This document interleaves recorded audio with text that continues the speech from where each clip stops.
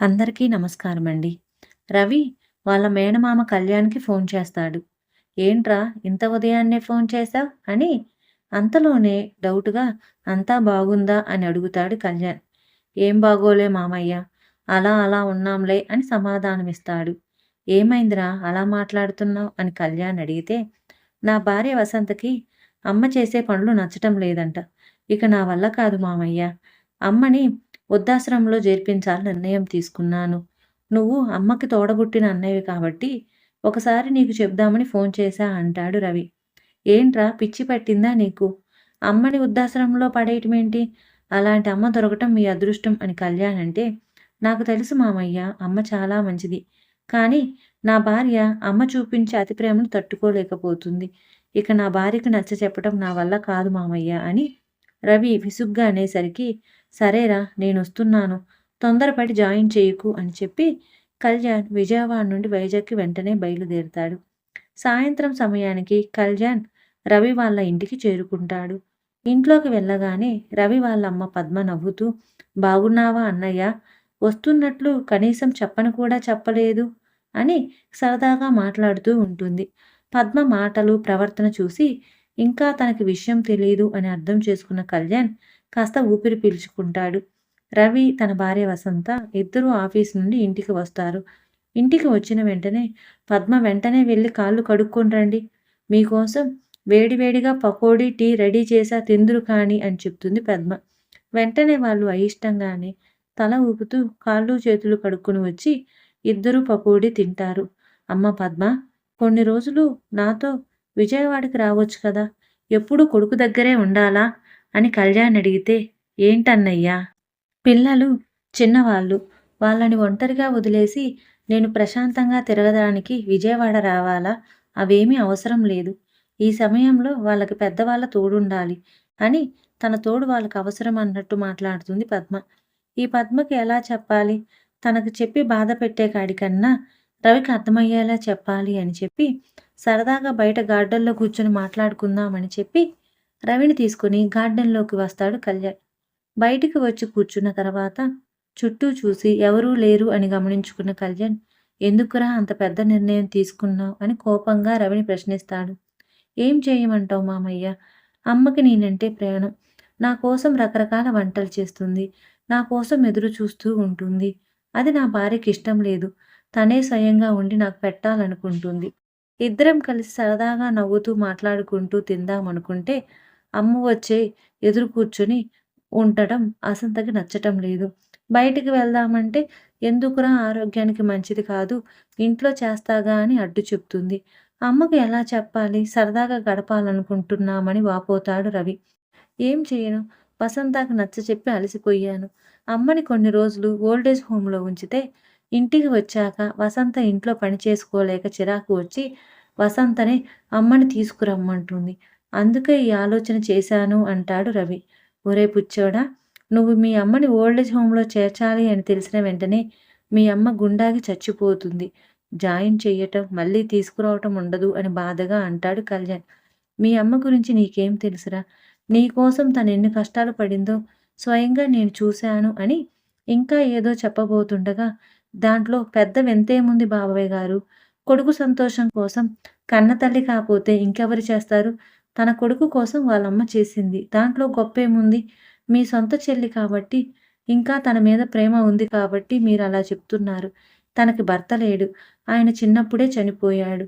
అచ్చటా ముచ్చట భర్తతో ఎలా ఉండాలో అత్తయ్యకి తెలిస్తేనే కదా మా ఇద్దరి మధ్యలోకి దూరకూడదు అన్న విషయం తెలిసేది అని ముఖం చిట్లించుకొని చెప్తుంది.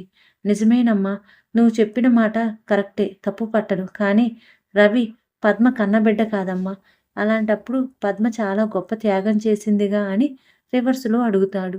ఆ మాటలకి రవికి, వసంతకి నోట మాట రాదు. కాసేపు తేరుకున్న రవి, "ఏం మాట్లాడుతున్నారు మామయ్య? అమ్మ మా అమ్మ కాకపోవటమేంటి?" "నిజం రవి. నువ్వు నా సొంత చెల్లి లక్ష్మి కొడుకువి. నిన్ను కనేటప్పుడు హై బీపీ కారణంగా మీ అమ్మ చనిపోయింది. కొన్ని నెలలకి నీకు తల్లి అవసరం ఉందని అర్థం చేసుకున్న మీ నాన్న అనాథ శరణాలయంలో ఉన్నటువంటి పద్మని పెళ్లి చేసుకున్నాడు. నేను చదువు కోసం పల్లెటూరు నుండి సిటీకి వచ్చి మా చెల్లి దగ్గరే ఉండి చదువుకుంటున్నా. కానీ మా చెల్లి చనిపోవటం, కొత్త అమ్మాయి మా చెల్లి స్థానంలోకి రావటంతో ఇంట్లో ఉంటే వాళ్ళిద్దరి మధ్యలో నేను అడ్డంకిగా ఉంటానని ఈ సిటీలోనే అద్దెకు ఒక ఇల్లు చూసుకొని నా సామాను సర్దుకుంటూ ఉన్నాను.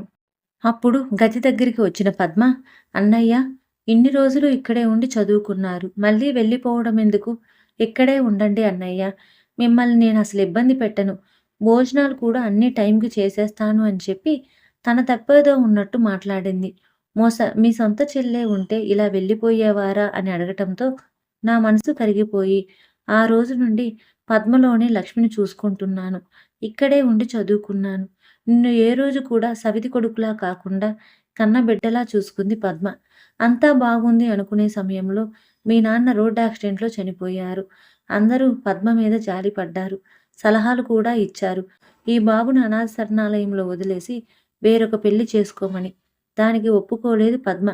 చివరికి నేను కూడా పద్మ జీవితం నాశనమైపోతుందన్న బాధంతో బాబుని నేను చూసుకుంటాను.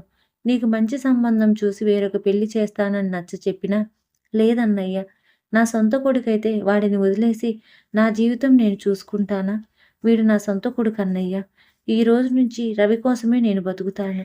దయచేసి వాడు నా కొడుకు కాదన్న విషయం బయట ఎవరికీ, కనీసం రవికి కూడా తెలియకుండా చూసుకోవాలి అని పద్మ ఆ రోజు నా దగ్గర మాట తీసుకున్నది. చాలామంది బంధువులు పైకి అలా చెప్తుందిలే, ఎవరో ఒకరిని పెళ్లి చేసుకుంటుంది అని పుకార్లుగా మాట్లాడుకున్నారు. కానీ పద్మ నీకు ఎటువంటి లోటు లేకుండా పెంచింది. ఇప్పుడు చెప్పరా, మీ అమ్మని ఓల్డేజ్ హోమ్‌లో జాయిన్ చేద్దామా అంటూ రవి వైపు తిరిగి చూశాడు. అప్పటికే రవి ఏడుస్తూ కనపడతాడు. నిన్ను బాధ పెట్టడానికి ఈ విషయం చెప్పలేదు.